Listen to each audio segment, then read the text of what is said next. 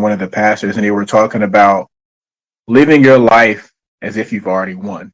Having that mindset, right? What is Having that that? mindset. Yeah. So basically, obviously, we obviously you both we play basketball, right? We both Mm-hmm. play. You still going, but Yeah. I've my Yeah. days are I'm intramural and pick up now. That's pretty much where I'm at. Yeah, you good, But season.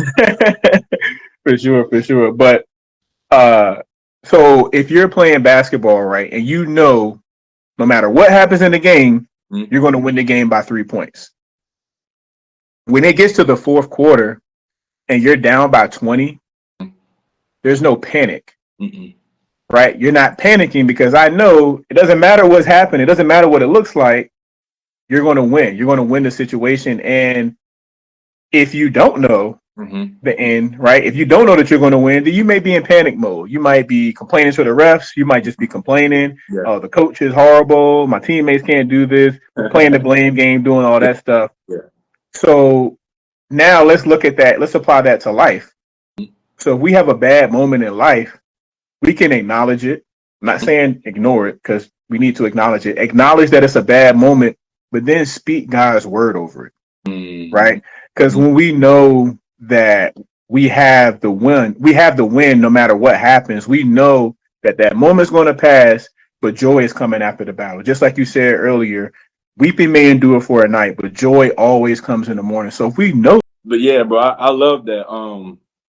It just piggybacking off when we was talking about the Thriller movie. When you know the outcome of the Thriller movie, when a certain situation, a certain challenge that you face is in the middle, you're not going to worry about this part because you already know that at the outcome, you already know that the story is already written. So, like you said, just realizing that the situation that we're going against, not to focus on that situation, but to focus on what God says. Focus on. I feel like when we face adversity, that is when the revelation comes into part. That's when being in the Word, and that's when it manifests the most because now you're like, okay, yeah, I'm going through this situation, but greater is he who is in me than he who is in the world. No weapon formed against me shall prosper. Now, not saying that the weapon won't be formed, but it shall not prosper because I know who dwells in me. I know who is writing my story. for sure, You can't for lose. sure, you can't lose when you have that mindset. And I love what you said because, like I said, it just kind of reiterates everything that we're saying.